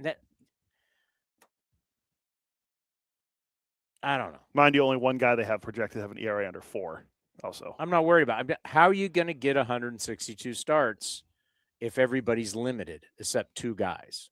Yeah, and like I said, they don't have Jamie Arnold on here, so they don't think he's going to be up this year. They don't have Cade Morris, who's another guy that our organization really likes. So we got in the Mets trade. He could be a guy that you could use at some point. He's pitching in AAA. And then you have I did see him in person pitch in AAA. What do they got? last year. Savali. What do they have? How many for him? 24. Okay, we're getting closer. And then you have pitcher unknown. How many is the unknown pitcher going to give us? Oh, the one get the. It's I think at my math they got 161. So yeah, who's the one guy that's going to give us one random start? There's the unknown pitcher. There's always going to be an unknown. It's going to be an opener. Multiple unknowns. Yeah, you got that. I mean, that's something that this is just not an A's thing. This is all 30 teams in baseball. Dodgers used 19 last year? Yeah, I think it was 19. The World Series champion used 19 different starters. How are you going to get 162 starts? How are you going to get all these outs? And you start looking around, and I think there's really 30 teams that go, I don't know. Going to play it by ear? I just don't know. I can't tell you because you don't know who's going to get hurt. You don't know who's going to get tired. You don't know what's going to happen in life. I mean, we know one thing we know. Shea Langoliers at one point will be gone for a few days. He and his beautiful wife are going to have their first child. Like, things happen in life. So that's why when MLB.com, these are the projected rosters. That's great, but that doesn't last. You're going to have movement. You're going to have change. I just know this. The more Morales starts, the better chance we have if we are going to be a playoff team. Your best guys got to give you volume. You got to get it from Sevy. You got to get it from Springs. I like to think Jacob Lopez could be somebody that could, the good teams, you can ham and egg it. That's great, but it's hard to do. The more starts you can get from certain group of players, whether it's 7 to 8 guys versus we've got 16 starters and you're going to do 3 and you're going to do 4. And it's like we're on Oprah. You get a car and you get a car and you get a car. Like, that's hard to do. It's much easier when you have 8 dudes give you 162 starts. And you have a thing that baseball acts like they like it, but then we look at the way baseball does thing. It's a thing called consistency. Consistency wins. It's hard to have that, though. But if we could have that, and if you could get the bulk of your starts from Sevy, Springs, and Morales, makes me feel a lot better. Like, if Morales is cruising, why the hell am I only going to throw him 19 times? He's a young man. He's strong. He's ready to rock. It's also interesting. They have Jack Perkins not making any starts. They have him appearing in 30 games, but none of them are starts. So why you can't ever believe projections. Wait a minute. Jack Perkins is not going to start, but he's only going to pitch 30 times. He's going to be if he doesn't start, he's a bullpen weapon like he actually was last year. 30 times. 30 games, 30 innings pitched, 1 hold, no saves. They have streamers on Fangraphs has us having 7 different guys have saves, and the leader in the clubhouse in saves is Hogan Harris with 10. I'm fine with all of that, but Jack Perkins is going to pitch more than 30 games. If he's not starting, he's pitching in way more than 30 games. They have Hogan Harris projected to be the leader in the clubhouse in games appeared in at 66. Oh, tied. Yeah, 66. Sterner 65. Mark Leiter Jr., who we just signed in free agency in the offseason, at 64, and then Michael Kelly at 60. Yeah.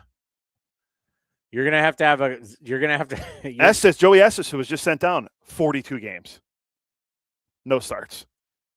Joey Estes pitching in 42. I do not see that. Luis Morales pitching in 46 games. And Eduardo Nunez at 50 games. Who pitching in 46 games? Luis Medina. That's why you can't believe projections. Oh, my God. Oh, my God. All right, who we got? Do you want to do Severino or Hogan Harris? Let's do Hogan Harris. We've been talking a lot about Hogan Harris today. Going to play a big part in the Athletics bullpen. Here is the lefty. Our favorites here on A's Cast. Hogan Harris joins us here from spring training. Hello. Already in the all whites, looking good. Ready to go. Got all the media stuff going, and had to show him the energy, get ready for it. So here we are. Well, he was the first guy here today. Very impressive. I have to say, last year's interview that we did in the dugout, and we were talking about you as a starter, and you were making fun of yourself that you couldn't. Do you remember this? You can't throw over 92 miles an hour. And last year, you talk about how you have to be able to change. You got to be versatile. You became a bullpen guy. And I remember one game looking out the scoreboard and you're hitting 95. And I was like, whoa, what was last year like for you? It was a bit of a learning curve, and seeing it was first time going full reliever mode. But it was nice because I kind of learned. I had forgotten how to throw hard, in lack of a better term. Well, because I was used to throwing 100 to 110 pitches. So it was just be smooth, sail it for a while. And then I kind of started to learn how to do quick twitch again, for lack of a better term. I was like, oh, okay. I can kind of throw hard sometimes.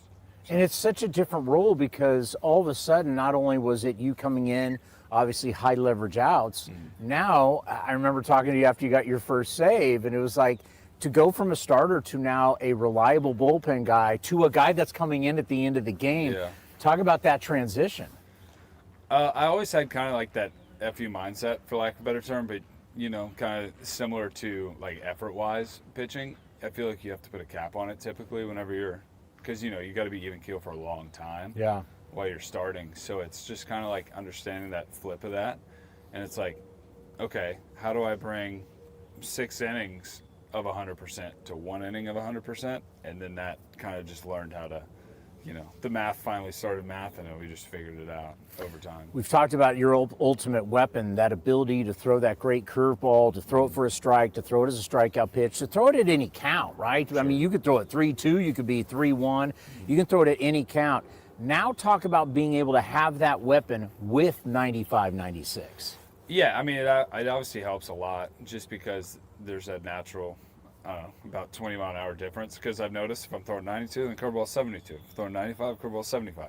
So it's that pretty consistent 20 mile an hour difference that, a hitter just has to respect it at a certain point. Yeah. So it's and if you sell out and you get one of them right, then good on you. But I mean, along with that, I have 3 other pitches too. So it's just it's just enough to keep someone on their toes where they can't do that, but they also can't sit back either. So it's just kind of playing some yin and yang, and sometimes go with the book doesn't say. And that's also kind of the interesting deal too, as a starter turn reliever, is we are so used to fastball slider, fastball split. When you're a starter, you have a whole arsenal. Sure. And now that we're asking you guys in the bullpen to get more than 3 outs, you may go 2 innings, you may go 3 innings. That's not a big deal because you do have all these different pitches. Yeah, 100%.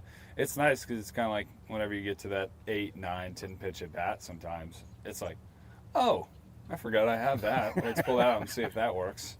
Because worst comes to worst, they get on base. But you never know till you try it. Half the time, it's kind of my mindset of things. Now, whenever we're talking to the relievers and I bring this up, I don't even know if you know it. So Mason Miller gets traded to the Padres, and from that point on, the A's bullpen had the best ERA in baseball. You had the best ERA. The last 2 months of the season, you were the best. What was it like kind of putting all you guys there and say, listen, we're all going to close, we're all going to get big outs, and we're all going to go usually more than 1 inning? I think it honestly, for me personally, it helped my mindset, and I mean, it seems like it helped all the guys, because it's there is times throughout the season where it's nice to have a specific role, sure, but at the same time, with this, it was nice because it felt like everybody had a level of locked in, because they're oh man, this could be my chance to save the game. This could be, my chance to get that hold or whatever the case may be. It was just, it felt like everybody was ready to go, and there wasn't no one had their switch flipped off at any point. Cause could go in the 4th, could go in the 9th. I don't know. And I personally like that. I don't know how everyone else, how their mentality is for it, but I like it a lot. All right, I loved how your dad would come over to our TV set, and I kept saying, I've been calling for your son to start ever since that last start in Houston, but now I love you as a bullpen guy. I really love this role for you. How much have you, going into this season, I think this is what the best thing for me going forward because you excelled at it. Sure. I think I'm lucky, like you said, to have the 5 pitches. So it's like I can do both. So it's like if I started, I think I'd excel at that. If I do this, because now that I've learned how I told you to get like that FU, for lack of a better term, like in the reliever mindset of it. I feel like I can do pretty well at both. So but it is nice knowing like this year, probably going to be relieving, like the same thing. So it was nice like training for that and like, all that stuff. I'm not telling you I'm going to throw 100, but that'd be cool. If it ever happens, that'd be great. But it just, I think, man, how do I say it? It's just, at the end of the day, a job's a job, and I love what I'm doing. No matter what role it is, as long as I'm out there. Are you gonna be okay if we bring your dad on TV this year? Yeah, it's fine. Because your dad comes over all the time. Yeah, like, we got to get you on TV. All right, last one. Coolest thing you did this off season that is not baseball. Okay, non-family wise, I got to see a new family created. Went to Soderstrom's wedding in Hawaii. That was lovely, and then went to, I don't know if you remember Tyler Baum or not. Yeah. Went to his wedding in Florida. So you're going. Yep, coast to coast. But then family-wise, watching my son just grow up is cool. He's like a year and a half age. So watching him randomly climb things I didn't think were physically possible to climb. Things change real quick, doesn't it? Yeah. But other than that, just getting it dadded up, so nothing too crazy. All right, well, you've been one of our favorites for a long time here on A's Cast, and look forward to having you on all season long, and I'm really happy for you, the way you've morphed into this role. I think this is going to be good for you for a long time. Good to see you. Awesome. Thank you, And the next time we talk, we'll be back in Sacramento. Perfect. Appreciate it, guys. Good guy, Hogan Harris. Going to play a big part in the athletic success this year. Love that his dad watches the show, comes by and sees us in Sacramento. We saw him down in Arizona. We have relationships with a lot of the players' dads. Hogan Harris, Nick Hertz's dad, Jack Wilson, Jacob Wilson's dad. They're all big friends of the program and big P1s in the industry who watch and listen all the time. Brittany Giroli for the Athletic. She used to cover the Baltimore Orioles. She's now at the Athletic. Commentary piece on the Athletic. The title, Mark DeRosa misspoke, and now Team USA's manager must face more scrutiny. Oh, people come down D-Rose Road. I'm just having a question. Are you really a manager if you're in an exhibition in March? Aren't you really a coach? It's a fair question, I think. Are you really the manager? It's the big leagues. This isn't the big leagues. This is an exhibition. The way you said it made me think of that, though. It's the big leagues. Yeah, he's got dirt underneath his spikes. How much dirt you got underneath your spikes, kid? Are you ready to play everyone's favorite game show in spring training? We should do this during the regular season with people. Coming up next, what's going to happen on Ginny and Jesse in the morning? And then after that, Ariana Grande has a new podcast. That's next on A's Cast Live. The time is now. Grab your sunglasses, A's gear, and get ready for some fun in the sun. Spring training is back as the Athletics get ready for the 2026 season. Now's the time to make plans to catch us in Mesa, Arizona, and enjoy the sunshine of your family and friends. Grab your tickets for the best seats at the lowest prices as your green and gold take on the Dodgers, Giants, Cubs, Padres, and more at Hohokam Stadium. Don't wait. Get your tickets at athletics.com/spring. That's athletics.com/spring. Secure your spot for priority access to 2028 season tickets at the A's ballpark in Las Vegas for just $19.01. The amount honors the founding year of the Athletics franchise in 1901. By joining the priority list, you'll get an early opportunity to grab season tickets before they go on sale to the public, while also supporting youth baseball and softball programs across Southern Nevada. To secure your spot, visit athletics.com/Vegas.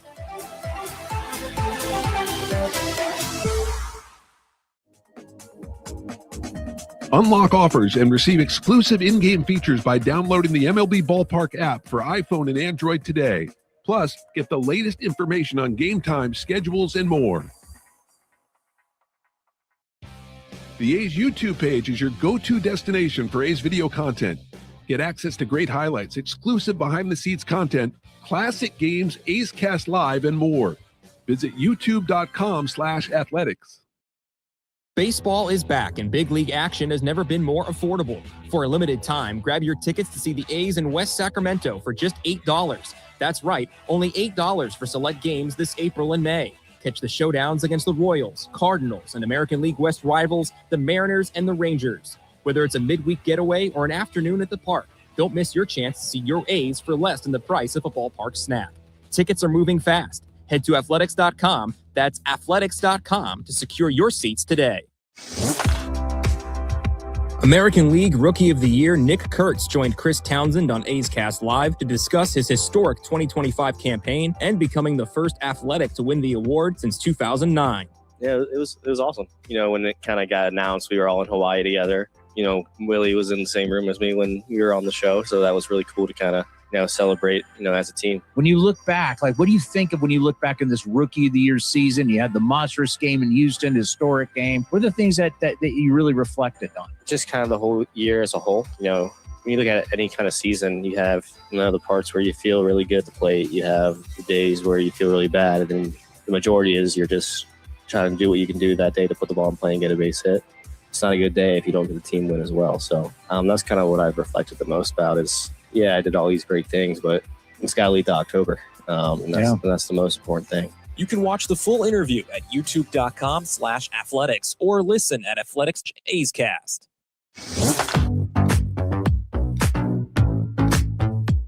A's Cast Live continues from the studio. Here's Chris Townsend. Wow, this Brittany Tiroli article is really good and harsh, but really good journalism. On D-Row. Just the whole, I told you to try and find it, you couldn't find it, but where he admitted that they stayed long, buses were late after the Mexico win because they were drinking. And then they went back to the hotel, and then the next day you're not starting all your stars because you think that you've punched your ticket already. So he went with the B lineup. It's really interesting. But more importantly, did you hear? We're going to be going to Jennifer Lopez at Caesars, and we have tickets for you. You can only win them where? Ginny and Jesse in the morning. I think you guys, I don't know if you guys have been hearing, but you know what a great morning show you guys could be on like pop radio? Just Ginny and Jesse in the morning. Wouldn't it be so fun? It would be great. I mean, we're going to Ariana Grande.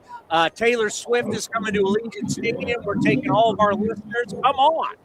I love it. I love it. By the way, do you have Jennifer Lopez tickets for me? Was that real? I listen to Ginny Jesse in the morning, and if I'm the third caller, I might be able to win.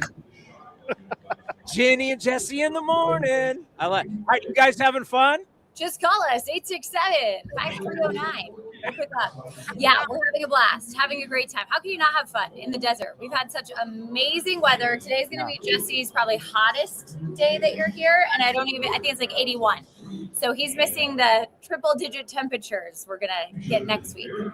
Oh, wow. Is it already going to be a hundo down there? Hundo and 6 one day. Oh, my. You know what's crazy is that when we were first there before the game started, it was really, really cold. We had rain. It was cold.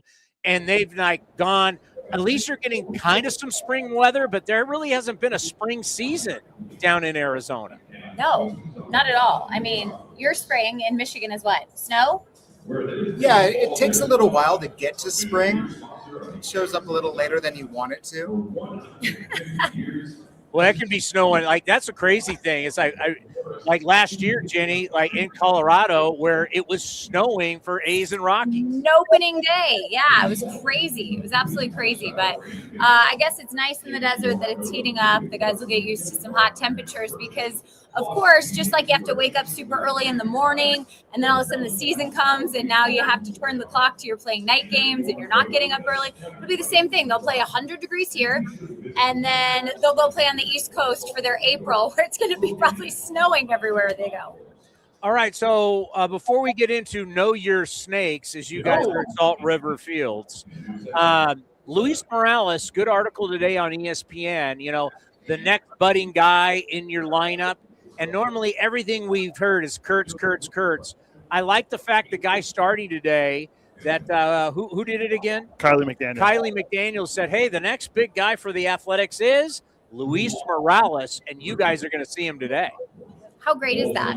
It's going to be huge. You've obviously seen him, and I'll let you get into that a little bit. But from that debut last year, we saw him come out of the pen, and then his second start at Baltimore, where he unfortunately did not have it going on, was not as advertised, had those 5 walks, but he really settled into something last year. And I think that experience at the big league level, at the end of the season, facing teams who were fighting to get into the postseason, was huge. Was huge for him, for his confidence. It gave him an off season now to go back and just kind of look back at the experience and say, I'm ready for this. He is a shining star. I mean, he has the stuff, but when you talk about a guy that can escalate from the Dominican to the big leagues in a couple of years, that means you have the makeup too. And we're starting to see that with Luis Morales, and I think he's going to be very exciting and a huge part of the A's rotation. But you got to see him up close and personal for a while. Yeah, you know that he now lives deep in the heart of Texas. He told me he loves living in Austin. He's lived there for a full year. He's now feeling settled in. The rap on him was thrower, not a pitcher. And the more he goes out there, the more he understands sequencing. The stuff is good. So how do you use it? And we're starting to see him understand, this is how I use it. This is how I get these guys out.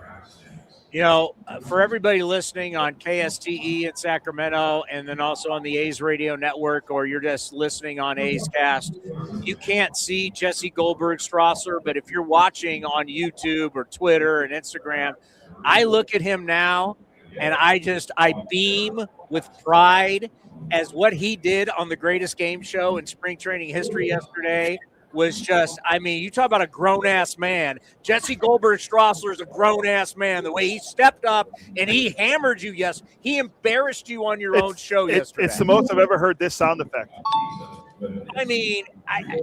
If you were Alex Trebek, you would have been giving this guy millions of dollars the way he owned you yesterday. It was incredible. It was impressive for a guy that's been around Lansing more than any of us ever have been combined. But the great thing about baseball, it's played every single day. Just because you were great yesterday doesn't mean you're going to be great today. Yep. And that's where we're taking on the Snakes. Torey Lovello, we love the manager for the Arizona Diamondbacks, former Athletic, has some of the best A's stories.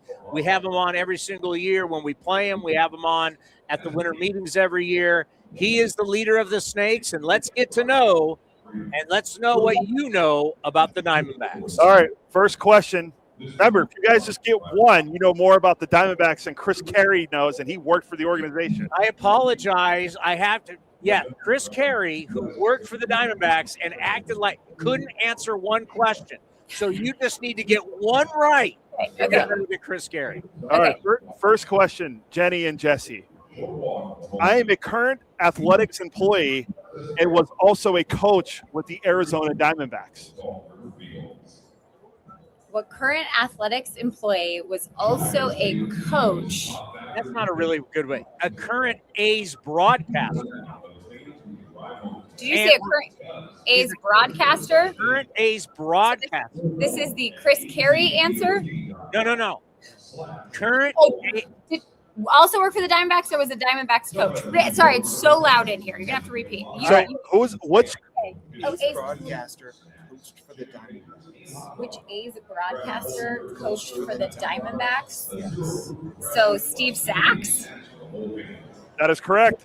That's one. You have to hear the question to get the answer. Yeah, and the way you said it, what A's employee? I figured it'd be too easy to say broadcaster, but I guess not. How many employees are in the A's?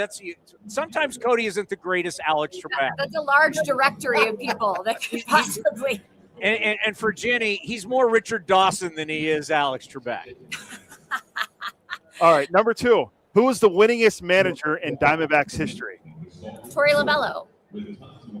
For some reason, my buttons are not. There we go. Yeah. That's correct. 2 for 2. 2 for 2. Who are the only 2 managers in Diamondbacks history to have a 500 or better record managing the Diamondbacks? Okay, do you know? Okay, so Buck Showalter started. Did Showalter get above 500? I don't. That's one. All right, we'll give it to you because you okay. Brentley then won the World Series. Yeah, but I don't know if his record was above 500. Okay. So after Bob Brentley, you had the A.J. Hinch years. A.J. Hinch years were not great. Okay, Kirk Gibson, not great. Did Gibby get above it? Ooh, that's a good question. Bob Melvin. Man, okay, we got one. Yeah. Trying to figure out. You said the name already. You said the name. Torey Lovello. I played for the Tigers. And It was it. Wait, he played for. Kirk Gibson. It was Kirk Gibson. No, it's not Gibson. It's not. Who is it? It's Bob Brenly. Oh, you said Brenly. All right. Okay. Wow. Diamondbacks. Okay, all right. First two. What year did the Diamondbacks play their first season? 1998. All right, that's good. That's 4. Ginny and Jesse in the morning. How many home runs did Luis Gonzalez hit in 2001? Oh man. Okay. World Series year. Luis over Gonzalez. 50. He has the most hits in Diamondbacks history, I believe. It's over 50. Gonzo. Over 50. In the 50s. It was over 50. Over 50. One. Yeah, I'm gonna say. You make the guess. So I'm gonna say 57. 50. I was gonna say 56. Nailed it. 57. I love it. I love it. That's 5. That's 5. Who? The opening. No. The opening. No. Which You're one? not gonna know that. Which one? The one that walked. Oh, okay. Who did Buck Showalter intentionally walk with the bases loaded? It only happened one time in franchise history. It was highly scrutinized. It had to be by Barry Bonds. That other guy. Yeah, Barry Bonds, right? Barry Bonds. I was about to say. Yeah. All right. Let's see what else we got. Who pitched the first perfect game in Diamondbacks history? Oh, perfect game. Hang on. It's Big lefty. Yes. Big lefty. yeah, it's Randy Johnson, right? But I thought Oh, you guys it, are so good. You got wow. All right. wasn't it a no-hitter? No, he had the perfect game. He had the perfect game. Yeah. This pitcher, while pitching for the Diamondbacks, threw 149 pitches when he threw a no-hitter, and is also a former A. Who am I? Edwin Jackson. Oh, is it Danny? Oh, he got it. Edwin Jackson. Yes. We're going to see Drake at the Sphere. I cannot wait. Great. Ride his coattails. Hey, by the way, Metallica is going to the Sphere. Can you imagine Metallica at the Sphere? Oh, my God. Couple more. How many MVP award winners have the Diamondbacks had in their franchise history? And don't overthink it. Have they had any? Goldie, right? Paul Goldschmidt. No? He finished twice. That'd be second. Okay, Gonzo. Yeah, finished second twice. Barry Bonds won the MVP that year. The trick question. 0. The Mets and Devil Rays / Rays have never had an MVP award winner as well. So they're the three. They will franchises. always be my Devil Rays. Who was the last Diamondbacks pitcher to win the Cy Young Award? The last back-to-back Cy Young Award? Just the last pitcher to win the Cy Young Award. Oh, the last Randy Diamondbacks won pitcher. like 4 in a row, didn't he? Yeah, but there's been somebody since. Yeah. Yeah, there has been somebody since. It wasn't Brandon Webb. There you go. Brandon Webb. You know what? There is nothing Ginny and Jesse can't accomplish in life, and that's why you got to call them in the morning. All right, 2 more. Well, 3 more. Well, they can hardly It never hear. ends. All right. Who was the only player to ever win the Rookie of the Year award playing for the Diamondbacks? Rookie of the year. Yeah, Corbin Carroll. Yeah. I got to say, Great. I am so impressed with you guys today. I Really? mean, basically, the back-to-back days, that broadcast booth is nothing but knowledge. It's nothing about performance. It's nothing about it's beauty. It's everything you want from Ginny and Jesse in the morning. Last one, if you guys nail this is more for Jesse because Jenny will nail it. But I am a current Diamondbacks broadcaster who also is calling games through the World Baseball Classic. Theron. Oh, my God. Theron. Nailed it. You Oh, my two- coworker at another station. Yes, exactly. I was about to say, you work with him, but it's not with us. It's with the other employer. By the way, you two kids, you just have a fun day today out at the Oh, ball. we're having a great day. We're having a great day in the Cactus League, Towny. Let's go. Hey, by the way, that ballpark's pretty sweet, too. It's awesome. It's a great ballpark. Great view from the broadcast booth. We got, by the way, we have the cactus here out in dead center field, right above the batter's eye. I'm going to call it. It's going to be a Kurtz cactus kind of day. That ball's going to land in the cacti. Oh wow. That's a hot take. And we're giving Hot away take. We're giving away Taylor Swift concert tickets in the 6th inning. If Nick Kurtz goes deep to center field again and a ball lands in the cactus, you will get Taylor Swift tickets. Ginny and Jesse in the morning. You guys have a great call today. We'll be listening. See you guys.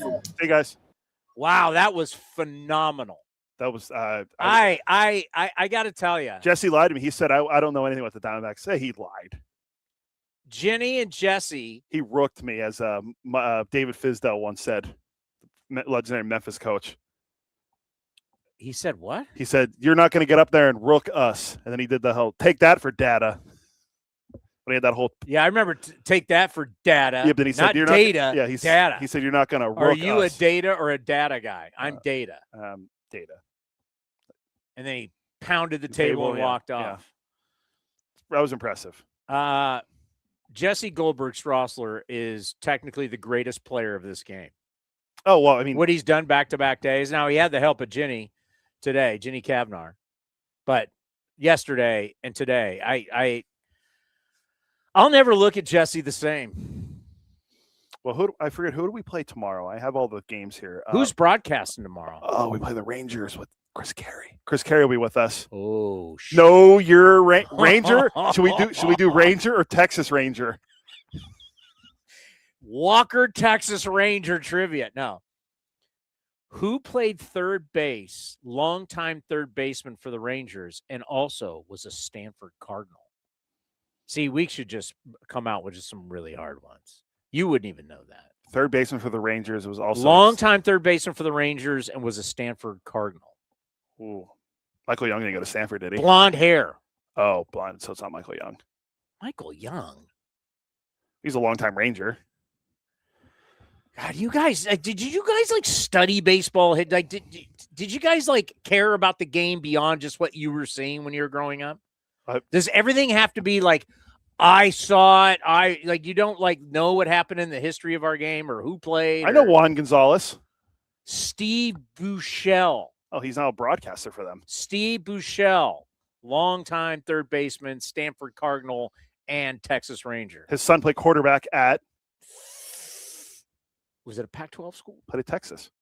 Was he at Texas? Yeah, then he transferred, I think, to like TCU or SMU or something like that. So tomorrow is Know Your Rangers. I mean, you're going to have to throw them like, what former Giants manager won a World Series? I mean, you'll have to. Which former A was signed a big deal to play second base? Who's the guy that is the legend that has a beef company that once played for the Texas Rangers? Who did Nolan Ryan get into a fight with? All right. We are going to preview the Rangers tomorrow, too, with our buddy Jared Sandler. So we're going to do our first AL West preview tomorrow. Jared Sandler will be with us early in the show. He'll probably be calling. He's always very positive. Oh, that's the Rangers. Yeah, he's very positive. He's very positive. It'll be interesting. Like, Rangers got pitching.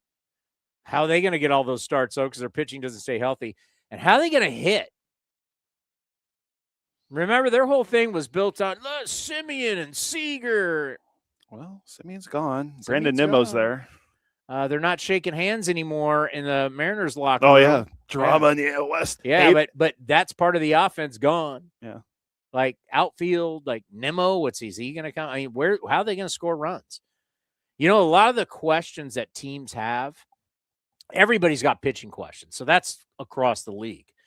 What's good about us is we don't have the offensive questions. We're going to score runs. Like the Rangers, the question is Young. Can he stay healthy? Wyatt. That's great. That's a great Texas Ranger name. Wyatt. Is Wyatt going to stay healthy? Like they have some Evan questions. Carter, can he get back to what the promise that he's supposed to have as a rookie? So can they score runs?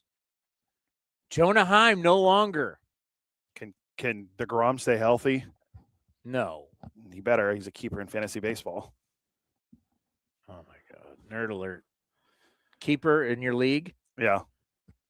You like him because he strikes everybody out for 4 innings. He was a low risk, high reward pick. So I'm losing a 10th round pick for him. How many starts do you get out of Jacob DeGrom this year? I always want to shoot low with him, so I'll say 20. What did he do last year? That's a great question. I would say it's under 20.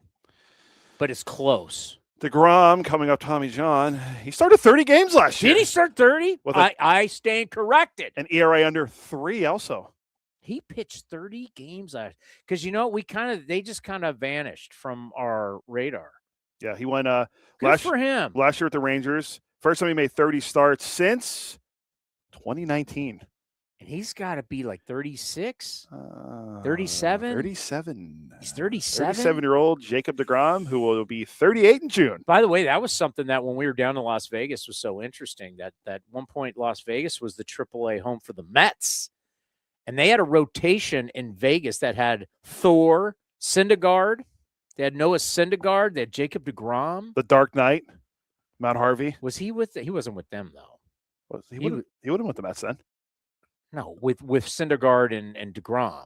DeGrom and Syndergaard pitched together in AAA. Oh, they were all they all debuted around the same time. Wasn't Dark Knight ahead of them? He could have been there with them. I'd have to look. Yeah. See when he pitched. Well, put it this way. There weren't pictures of the Dark Knight. They had up in the suite level, they showed Syndergaard and DeGrom how they played together. All I saw up there was Fran Reardon. Oh, you suck at it. You're unbelievable. Where's the bobbleheads, right? Fran Reardon right there. The great Fran Reardon. Torey Lovello and the Snakes.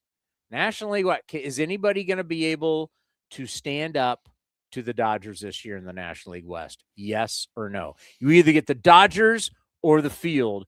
Rockies out. Dodgers are the field in the NL West? No. You're not saying Tony Vitello of the San Francisco Giants can lead these guys, turn them into a juggernaut, led by Buster Posey. No. And the Wall of Fame. Kirk Reeder next to Marvin Bernard. That's not going to lead you past the Dodgers. I knew you were going to go with Marvin. It's one of my favorite photos ever. I took. Don't you not think I don't say that to Rich Aurelia? Where are you on the wall? No. Padres. You know what? I just love taking shots at the Giants. It's just like one of my favorite things. Oh, he's just 500, huh? We do like Vitello though. We talked to him at the winter meeting. Seems like a nice guy. Had a little. If Tony Vitello was working for any other team, I would be rooting for him. I would love to see a college coach actually do well. Like if he was working for the Kansas City Royals or whoever. I just can't do it with the Giants. Sorry. I'm petty. I admit it. I am petty and I root for nothing good there. So yeah, I don't think they're going to be what are you expecting a big If year? he was a Yankee, couldn't root for him. If he was a Red Sox, couldn't root for him. There's like certain teams that if you go to, I don't care how much I love you. I mean, it's non-negotiable. If he was the Toronto Blue Jays manager in this opening series, I'd be like, go get him, college guy. We're all of us ex-hack college baseball players. We're with you. With the Giants, not so much. Yep. Even Bob Melvin, I couldn't even root for Bob. Padres. And I love me some Bob Melvin. Bob Melvin, I told you to see. I went up to Bob Melvin in Las Vegas in front of other people. And normally it's the handshake. I just went up and gave him a hug. It's so good to have Bob Melvin back in our organization and to see everybody's demeanor when he is around. It just shows you how loved he is in our franchise. And it's so great and I wasn't ashamed of it. I've got a great relationship with Bob, kept it up over all these years, did the Bob Melvin show for all those years. I love me some Bo Mel. I walked right up, no handshake. I just hugged him. I don't know if he was totally prepared for it, but I just hugged him. We teased it with him earlier when we were in Vegas on Saturday. We teased with him that maybe the return of the Bob Melvin show sometime soon. Maybe. No, but I mean, one off. There could be some things, there could be some things in the future that we do with him. Bob's in a great spot, right? He's getting paid big loot by the Giants. He doesn't want to manage anymore. Like he's at that point in his life that he's enjoying other things. Bob's kind of a worldly guy, right? Bob he wants to still be in baseball, but he always said this. He goes, I'm not going to be the guy who's 70-something years old managing. There's a lot in life. I want to travel, loves to play golf again. At some point, you get tired of being on the planes.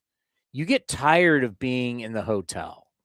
You get tired of going, what hotel and what city am I in? What room number am I in? I got tired of it. Like when we went from Arizona to Vegas, it was my first time on the charter since COVID. And I honestly do not miss it. I do not miss.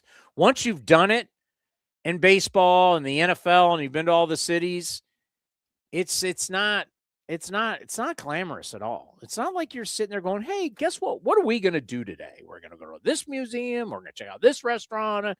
No, you get on a bus and you go to the ballpark. You're there all day long. It's like, how many times can you go to the same ballpark? It's not great. So Bob is at that point in his life where he's like, I'm good.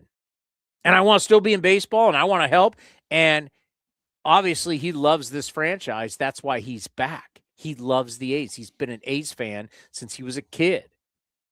He's very proud of what he did with the Athletics. He's the winningest manager in Oakland history of the A's. He's very proud of that. And he's proud to be back and he's happy to be back and cannot wait to help. And that's where his life is now. You evolve in life. And at some point, you get to be, what's he, 64, I believe he is. Maybe 65. He doesn't want to, you want to be arriving in Tampa at 4 a.m. in the morning for a game later that afternoon. I mean, at some point, this S-bomb gets old after a while. And so, but looking forward to, having Bob on a lot here on A's Cast Live and for Mark Kotze, because that's the thing. So when we had our party in Vegas at Circa, nothing better. Love me some Circa, and hopefully we're doing a lot of broadcasts from there. But John Fisher talked to everybody at the party. John Fisher now becoming just a media guy. Unbelievable. I joke with him now. You're like a media personality. But John Fisher spoke, and then David Force spoke, and then Mark Kotze got up, and Mark Kotze introduced Bob Melvin and said, hey, my mentor. I mean, think how much Kotze and Melvin worked together and how great this is for Kotze. At some point during the season, it's one thing to talk to people in the front office and blah, blah, but to be able to talk to somebody who knows exactly what it's like to do this job. What a resource really that is for Mark Kotze to be able to call up Melvin and go, hey, man, what do you think? Because they're close, right? He was on Melvin's staff, and as he said, it was a mentor to him. All right, what do we got? We got a little Snakes up against the Athletics. Correct. Luis Morales on the mound. The budding star this year of the Athletics, Luis Morales, according to ESPN.com. Correct. Yep. And Luis Morales, and we'll be back tomorrow at 11 a.m. Where are we going? Are we going to be in Surprise? Yeah, against the Rangers. A's and Snakes next. Enjoy the game. We got Ginny and Jesse, and we'll see you tomorrow at 11 a.m. That's the 2028 season tickets at the A's ballpark in Las Vegas for just $19.01. The amount honors the founding year of the Athletics franchise in 1901. By joining the priority list, you'll get an early opportunity to grab season tickets before they go on sale to the public, while also supporting youth baseball and softball programs across Southern Nevada. To secure your spot, visit athletics.com/Vegas.